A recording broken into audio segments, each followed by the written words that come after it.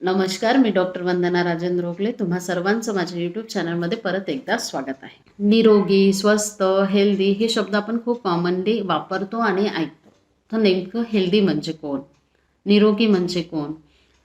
तर according to medical science, the person who is physically as well as mentally well is known as a healthy person. थोडक्यात काय तर, जर एखादी व्यक्ती शारीरिक त्याचबरोबर मानसिक आरोग्याने स्वस्थ असेल तर अशा व्यक्तीला आपण निरोगी व्यक्ती असं म्हणतो. तर भरपूर जणांना असं वाटतं की मला कुठलाही शारीरिक व्याधी नाही आहे किंवा मला कुठलाही शारीरिक आजार नाही आहे तर मग मी हेल्दी आहे. तर हे चुकीचं आहे, असं नसतं.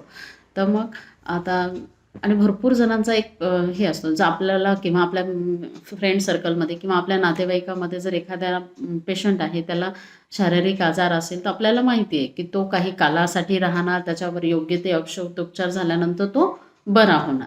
तर ह्याच्याकडे पाहण्याचा दृष्टिकोन खूप पॉझिटिव्ह असतो. पण जर आपल्याला किंवा आपल्याच नातेवाईकामध्ये कुणाला जर मानसिक आजार डिटेक्टेड झाला असेल, तर त्या व्यक्तीकडे पाहण्याचा जो दृष्टिकोन असतो तो त्याच्यामध्ये खूप तफावत किंवा खूप निगेटिव्ह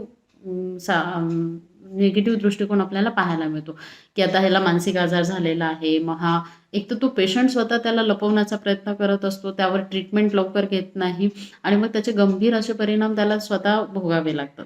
किंवा मग जे नातेवाईक आहेत तेही असे रुमर्स पसरवतात, की याला आता मानसिक आजार झालेला आहे, तो आता बरा होणार नाही, याला खूप वेळासाठी ते म्हणजे आता ह्याच्या लाईफमध्ये तो लाईफ लाँग राहणार आहे. तर असं अजिबात नाही. मानसिक आजारही शारीरिक आजारासारखाच असतो. जर योग्य वेळी सुरुवातीला जर तुम्ही त्यावर ट्रीटमेंट घेतला तर नक्कीच तो पेशंट त्यातून खूप चांगला लवकर बरा होईल आणि त्यानंतरचे जे त्याचं काही लाईफ असेल किंवा त्यानंतरची त्याची जे काही जीवनशैली असेल ती आधीसारखी एकदम नॉर्मल होऊ शकते. तर चला, तर मग आपण व्हिडिओला सुरुवात करूया. या व्हिडिओमध्ये मी अशाच एका मानसिक आजाराबद्दल तुम्हाला माहिती देणार आहे. तर त्या मानसिक आजाराचं नाव आहे डिप्रेशन, ज्याला आपण मराठीमध्ये नैराश्य असं म्हणतो. व्हिडिओच्या सुरुवातीलाच मी जे नॉर्मल डिप्रेशन आहे आणि आजार आपण त्या डिप्रेशनला कधी म्हणतो यातली जी तफावत आहे याबद्दल माहिती देते. प्रत्येकाला असं वाटतं की डिप्रेशन तर काय मलाही आलेलं आहे, मी आज डिप्रेस्ड आहे. भरपूर जणांचे व्हॉट्सअपचे स्टेटस असतात की फिलिंग डिप्रेस्ड असं वगैरे. पण नॉर्मल कधी म्हणायचं त्याला? जर प्रत्येकाची एक जीवनशैली असते, त्यामध्ये एक चढ उतार आपल्याला पाहायला मिळतात. त्यानुसार आपल्याला भरपूर वेळेला डिप्रेशन येतं. पण त्या डिप्रेशनच्या व्यतिरिक्त जर काही इंटरेस्टिंग तुमच्या लाईफमध्ये होत असेल किंवा तुमच्या जीवनामध्ये काहीतरी इंटरेस्टिंग घडत असेल किंवा एखादी आनंददायी घटना तुमच्या जीवनात घडत असेल, तर त्याबद्दल जर तुम्हाला आनंद झाला किंवा त्या गोष्टी इंटरेस्टिंग जी काही गोष्ट आहे त्याच्यात जर तुम्ही इन्व्हॉल्व झाले, तुम्हाला जर ती करावीशी वाटली, तर नक्कीच जे काही डिप्रेशन तुम्हाला एखाद्या स्पेसिफिक गोष्टीमुळे आलेलं आहे, तर ते नॉर्मल आहे आणि ते प्रत्येकाला कधी ना कधी अनुभवावं लागतं. पण आजार कधी म्हणतो आपण? जर एखाद्या व्यक्तीमध्ये जे काही डिप्रेशन आहे किंवा जी काही उदासीनता आहे, ती पर्सिस्टंट म्हणजे सारखं त्याला उदासच वाटतं. मग आता हे किती दिवसासाठी? जर एखाद्या व्यक्तीमध्ये 2 आठवड्यापेक्षा जास्त दिवस सारखं पर्सिस्टंट उदासीनता दिसत असेल, जेव्हा जरी त्याच्या आयुष्यामध्ये इतर काही इंटरेस्टिंग गोष्टी घडत असतील किंवा खूप काही आनंददायी घटना घडत असतील, जे की पूर्वी त्याला आनंद देत होत्या, घडत असून सुद्धा जर तो त्याच्याकडे म्हणजे त्याला इंटरेस्टच येत नसेल किंवा त्या आनंदामध्ये तो सहभागीच होऊ शकत नसेल, तर नक्कीच आणि हे सगळं असं 2 आठवड्यापेक्षा जास्त दिवस जर एखाद्या पेशंटमध्ये घडत असेल, तर नक्कीच त्या पेशंटला नैराश्याने ग्रासलेलं असते किंवा त्या पेशंटला डिप्रेशन हा मानसिक आजार झालेला आहे असं आपण म्हणू शकतो. ह्या नैराश्यासोबतच किंवा ह्या सॅडनेससोबतच आपल्याला पेशंटमध्ये अजून काही लक्षणे पाहायला मिळतात. जसं मी तुम्हाला सांगेन, लॉस ऑफ कॉन्सन्ट्रेशन. जर एज्युकेशन घेणारा स्टुडंट असेल किंवा प्रोजेक्ट सबमिट करावे लागतात किंवा तुमची जी ऑफिशियल जी लाईफस्टाईल असेल त्याच्यामध्ये लॉस ऑफ कॉन्सन्ट्रेशन, खूप कुठल्याच कामामध्ये त्याला कॉन्सन्ट्रेट करता येत नाही, त्याचं कुठलंच काम पूर्ण होत नाही. त्यानंतरचं महत्त्वाचं एक सिम्पटम आहे फीलिंग गिल्टी. म्हणजे कुठलंही काहीही वाईट त्याच्या आयुष्यामध्ये जेव्हा घडतं, तर त्याला असं वाटतं की याला कारणीभूत मी स्वतःच आहे.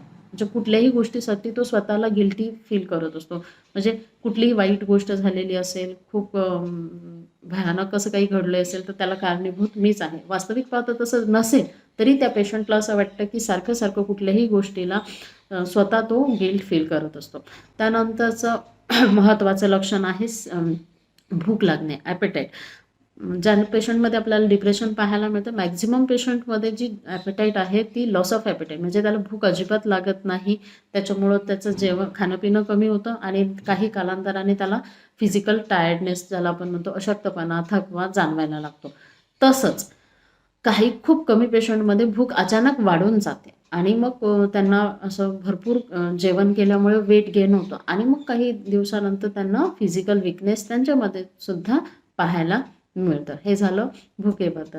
त्यानंतरचं महत्त्वाचं लक्षण आहे झोपेची, म्हणजे स्लीप डिस्टर्ब होणे. आता डिप्रेशन झालेल्या पेशंटमध्ये एक स्पेसिफिक स्लीपचा पॅटर्न असतो. आता स्लीप डिस्टर्ब होण्याचे भरपूर पॅटर्न आपल्याला पाहायला मिळतात. म्हणजे भरपूर जण अशी कंप्लेंट करत असतात की मी रात्री झोपायला लवकर जातो 9 वाजता, पण मला 2-3 तास तर मी फक्त लोळतच असतो, मला अजिबात झोप लागत नाही. काही पेशंट असे म्हणतात की मी झोपतो सुरुवातीला, पण त्यानंतर मला सारखी सारखी जाग येते. पण जे डिप्रेशनचे पेशंट असतात त्यांच्यामध्ये एक स्पेसिफिक असा स्लीप पॅटर्न आपल्याला पाहायला मिळतो. जर पेशंट नॉर्मल असताना जर समजा 9-1 वाजता झोपत असेल आणि 7-1 वाजता उठत असेल, ही त्याची साऊंड स्लीप जर असेल. पण जेव्हा डिप्रेशन झालेलं असतं तेव्हा ह्या पेशंटमध्ये मॉर्निंग स्लीप डिस्टर्बन्स आपल्याला पाहायला मिळतं. म्हणजे पेशंट जातो 9 वाजता झोपतो, त्यानंतर जर तो 7 वाजता उठत असेल तर मग त्याची झोप 4 वाजल्यापासून त्याला जाग यायला लागते, डिस्टर्ब होऊन जाते. साखर झोप जी आपण म्हणतो ती त्या डिप्रेशनच्या पेशंटमध्ये आपल्याला डिस्टर्ब झालेली पाहायला मिळते. ही झाली डिप्रेशनची काही लक्षणे. आणि अजून महत्त्वाचं लक्षण आहे की सारखं म्हणजे लॉस ऑफ इंटरेस्ट, त्याला कुठल्याच गोष्टीमध्ये इंटरेस्ट वाटत नाही. ही प्राथमिक लक्षणे आहेत. जर आपण ह्याच्याकडे दुर्लक्ष करत गेलो तर पेशंटमध्ये काही गंभीर प्रकारचं लक्षणसुद्धा आपल्याला पाहायला मिळते. म्हणजे पेशंटमध्ये सारखी सारखी सुसायडल टेंडन्सी ज्याला आपण म्हणतो, तर ती आपल्याला त्या पेशंटमध्ये पाहायला मिळते. तर योग्य वेळी म्हणजे योग्य वेळी जर आपण ह्या आजाराला ओळखलं आणि त्यावर योग्य तो औषधोपचार घेतला, तर जे पुढे जे सुसायडल टेंडन्सी म्हणा किंवा स्वतःला त्रास करून घेणारी जी काही लक्षणे आहेत ती पेशंटमध्ये आपल्याला कमी पाहायला मिळतात. पेशंटमध्ये त्याचप्रकारे मग राग अनावर होणे, सारखी सारखी चिडचिड होणे, त्यानंतर प्रत्येक गोष्टीला स्वतः कारणीभूत असणे, अशी भरपूर लक्षणे. नंतर ह्याचं जे प्रमाण आहे हे जास्त व्हायला लागतं आणि आपल्याला ॲग्रेसिव्हपणा त्या पेशंटमध्ये दिसत असतो. ही झाली डिप्रेशनची लक्षणे. आता डिप्रेशनचं कॉज काय आहे, कशामुळे आपल्याला डिप्रेशन पाहायला मिळते? ह्या कॉजेसचे पण आपण 2 प्रकार करू. पहिलं आहे बायोलॉजिकल कॉजेस आणि दुसरं आहे सायकोलॉजिकल कॉजेस. आता बायोलॉजिकल कॉजेसमध्ये काय होतं, तर बायोलॉजिकल कॉजेसमध्ये डिप्रेशन जेव्हा येतं तेव्हा पेशंटच्या ज्या काही केमिकल्स आहेत जे आपल्या ब्रेनमध्ये सिक्रेट होतात, जसं सिरोटोनिन आहे, नॉरएपिनेफ्रिन आहे किंवा डोपामाइन आहे, हे जे केमिकल्स आहे ते ह्यांचं जे प्रमाण आहे ते कमी सिक्रेट होतं आणि त्याच्यामुळे आपल्याला पेशंटमध्ये डिप्रेशन पाहायला मिळतं. आणि आता सायकोलॉजिकल जे कॉजेस आहे, तर सायकोलॉजिकल कॉजेसमध्ये भरपूर म्हणजे प्रत्येक पेशंटचा वेगवेगळा सायकोलॉजिकल कॉज असा असू शकतो. जसं एकटेपणा आहे किंवा नातेसंबंधातील दुरावा आहे किंवा मग स्वतःकडून असलेल्या अपेक्षा आहे. म्हणजे आपल्याला जे आपल्या अपेक्षांचं ओझं आहे ते वाढत जातं किंवा आपल्याकडून इतरांना असलेल्या अपेक्षा त्या आपण पूर्ण करू शकत नाही, त्याच्यामुळे डिप्रेशन येऊ शकतं. असं वेगवेगळ्या प्रकारची सायकोलॉजिकल जी कारणे आहेत ती पेशंट टू पेशंट व्हॅरी करत असतात आणि मग त्याच्यानुसार ती न्यूनगंड आहे. भरपूर प्रकारचे न्यूनगंड पेशंटमध्ये पाहायला मिळतात. जसं फिजिकल अपीअरन्सला पकडून असेल किंवा ओबेसिटी असेल किंवा रंग असेल, असे वेगवेगळे न्यूनगंड किंवा अभ्यासातली हुशारी असेल पेशंटमध्ये पाहायला मिळतात आणि पुढे चालून ती डिप्रेशनची कारणे होऊ शकतात. तर ही झाली बायोलॉजिकल आणि सायकोलॉजिकल कॉजेस. त्याचबरोबर फिजिकल कॉजही असू शकतो. जर समजा एखाद्या पेशंटमध्ये आपल्याला सारखा एखादा क्रॉनिक आजार आहे, भरपूर दिवसापासून एखादा पेशंट आजारी असेल, तर अशा पेशंटमध्ये सुद्धा आपल्याला डिप्रेशन पाहायला मिळतं. ही झाली डिप्रेशनची कारणे. आता आपण ट्रीटमेंट काय करू शकतो? मी तुम्हाला आधीही सांगितलेल्या व्हिडिओच्या सुरुवातीला, जसा फिजिकल आजार आहे तसाच मानसिक आजार आहे. जर तुम्ही त्याला सुरुवातीला ट्रीट केलं तर तो नक्कीच बरा होतो. तर मग ह्या ट्रीटमेंटचीही 2 भाग करू आपण. एक आहे मेडिकेशन आणि दुसरं आहे काउन्सिलिंग ज्याला आपण म्हणतो.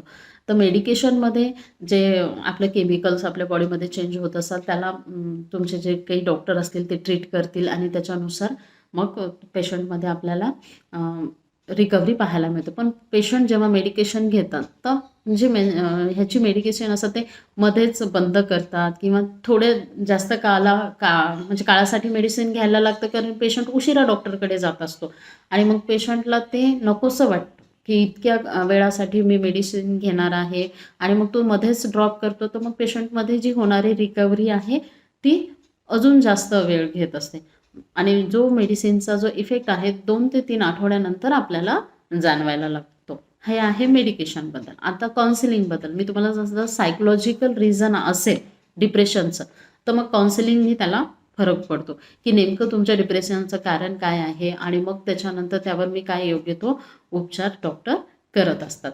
तर हे झालं ट्रीटमेंट. आणि जेव्हा आपल्याला हे जाणवायला लागतं तर घरच्या घरीसुद्धा तुम्ही काही ट्रीटमेंट करू शकता. जसं भरपूर साऊंड स्लीप घेण्याचा प्रयत्न करा. पॉझिटिव्ह ज्या गोष्टी आहेत त्या लिहा, वाचा आणि इतरांशी जेव्हा तुम्ही बोलत असता किंवा जे पॉझिटिव्ह बोलतील अशाच लोकांशी तुम्ही मैत्री करा किंवा तुमच्या मनात जे काही वाटत असेल तर तुम्ही तुमच्या फ्रेंड सर्कलमध्ये सांगून ते निवारण त्या ज्या गोष्टीचं आहे ते करू शकता. त्यानंतर प्राणायाम करणे. दररोज 30 मिनिटं तरी तुम्ही प्राणायाम करायलाच पाहिजे आणि स्वतःच्या शरीराची काळजी घ्यायला पाहिजे. हे होतं डिप्रेशन, नैराश्याबद्दल थोडीशी माहिती. जर या व्हिडिओशी रिलेटेड काही प्रश्न तुम्हाला पडले असतील तर नक्कीच मला कमेंट बॉक्समध्ये कमेंट करा. मी नक्की प्रश्नाचं उत्तर देण्याचा प्रयत्न करेन.